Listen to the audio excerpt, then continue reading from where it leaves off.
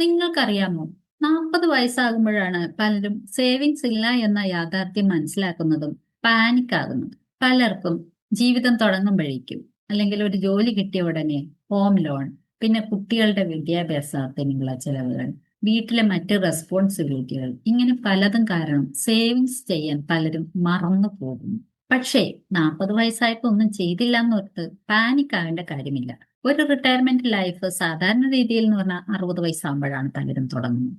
ആ 40 വയസ്സ് തുടങ്ങി 60 വയസ്സ് വരെ 20 നീണ്ട വർഷം നിങ്ങളുടെ മുന്നിലുണ്ട്. കറക്റ്റ് ആയിട്ടൊന്ന് പ്ലാൻ ചെയ്താൽ നിങ്ങൾക്കും നല്ലൊരു എമൗണ്ട് റിട്ടയർമെന്റ് കോർപ്പസ് ഉണ്ടാക്കിയെടുക്കാനായിട്ട് സാധിക്കുന്നതാണ്.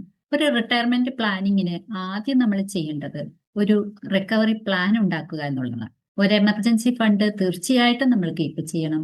ലൈഫ് ആൻഡ് ഹെൽത്ത് പ്രൊട്ടക്ഷൻ നമുക്ക് ഉണ്ടായിരിക്കണം.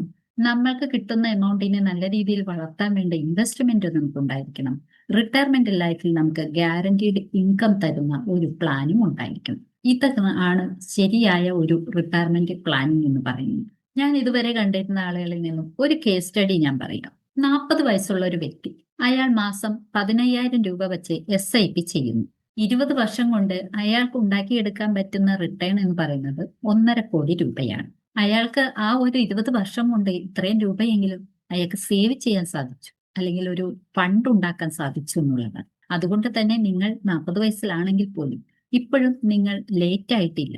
ഇനിയുള്ള കാലം നല്ല രീതിയിൽ ഒരു ഗൈഡൻസോട് കൂടി പ്ലാൻ ചെയ്ത് മുന്നോട്ട് പോയാൽ നിങ്ങളുടെ റിട്ടയർമെന്റ് ലൈഫിലേക്ക് നിങ്ങൾക്ക് നല്ലൊരു തുക കണ്ടെത്താനായിട്ട് സാധിക്കും. നിങ്ങളുടെ റിട്ടയർമെന്റ് ലൈഫ് പ്ലാൻ ചെയ്യണമെന്ന് ആഗ്രഹമുണ്ടോ?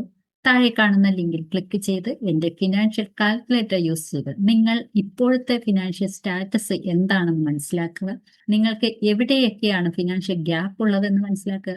എങ്ങനെ പ്ലാൻ ചെയ്യണമെന്നുള്ള ഗൈഡൻസും എടുക്കുക.